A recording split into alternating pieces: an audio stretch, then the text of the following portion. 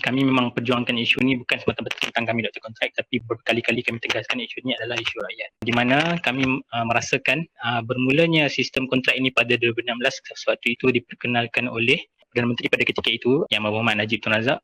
Kita tengok kerajaan pada masa itu mengimplementasikan satu sistem yang kita rasakan tidak boleh sustain dalam masa yang panjang, dan sistem itu sendiri menyebabkan, sistem kontrak itu sendiri menyebabkan kita punya sistem kesihatan seolah-olah ditarik ke belakang beberapa step, despite kita kata kita punya sistem kesihatan tu yang terbaik, one of the best in the world, tapi bila pandemik ini seolah-olah membuktikan bahawa ia masih belum cukup.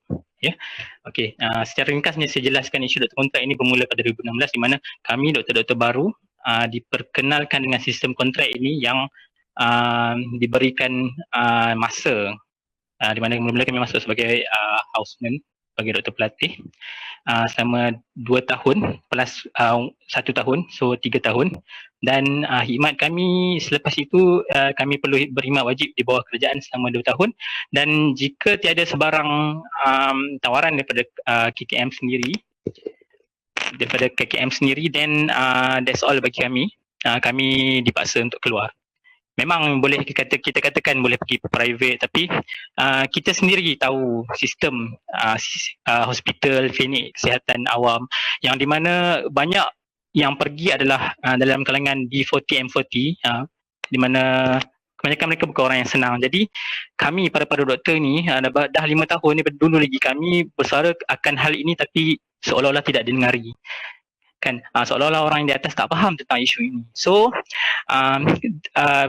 benda ini betul-betul start bulan lepas, 23 hari bulan, di mana ada dalam kalangan para doktor rakan-rakan kami bersuara sekali lagi, dan YB Menteri Kesihatan mempertahankan sistem kontrak ini seolah-olah ini satu sistem yang sustainable dan betul.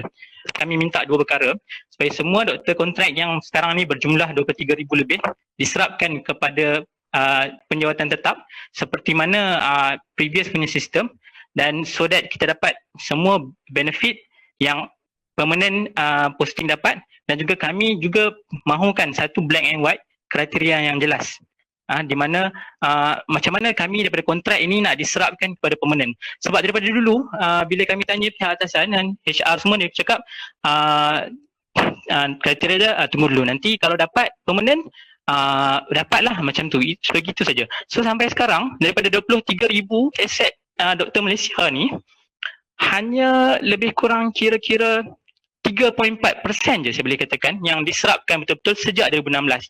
Dan apabila hartal bermula pada bulan lepas, dan kita membawa betul-betul suara ini kali ini, sebab kita cakap time pandemik ni memang kita total burn out, dan kita cakap pandemik ni memang dah tunjukkan satu bahawa dengan sistem kontrak ini, sistem kesihatan akan boleh lumpuh.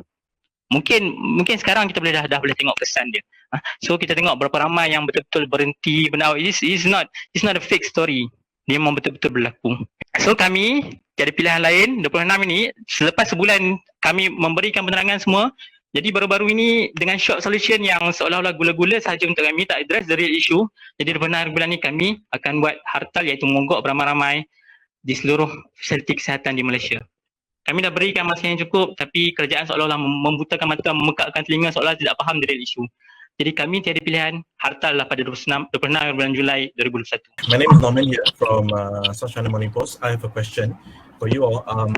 After selepas hartal doktor kontrak pada hari Isnin, dan pada masa yang sama sidang parlimen juga akan berlangsung. So selepas ini, adakah kumpulan dari hartal doktor kontrak akan menghantar satu memorandum kepada parlimen untuk menyuarakan isu-isu ini di dalam sidang parlimen?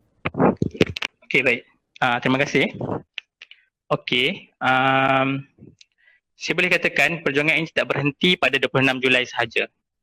Malah tidak keterusan kalau saya katakan ia hanyalah permulaan. Selagi menteri-menteri yang di atas sana tidak betul-betul memberi perhatian kepada permintaan kita akan teruskan. Mungkin lepas ni kita akan buat hartal 2.0, ataupun kita akan bergerak kepada sesuatu yang lebih more than hartal. I mean, maybe massive VL, I don't know. We will see how the government react. Dan satu lagi tentang memorandum itu, sebenarnya kita dah bawakan kepada pihak atasan dengan bantuan baru-baru ni, dengan bantuan YB, Kementerian Belia dan Sukan, Menteri Belia dan Sukan, Dr. Wan Ahmad Faisal. Jadi benda tu memang dah sampai ke atas. Pihak menteri memang dah jelas dengan memorandum kita. Tapi the problem is, kami yang menanggung bebanan menjadi seorang doktor kontrak yang tidak tahu ala tuju ni. Baru-baru ni MMA ada berjumpa dengan para menteri, Perdana Menteri, tapi kami tidak diajak. Padahal kami yang menyuarakan isu ni betul-betul. Tapi kami seolah-olah dinafikan hak.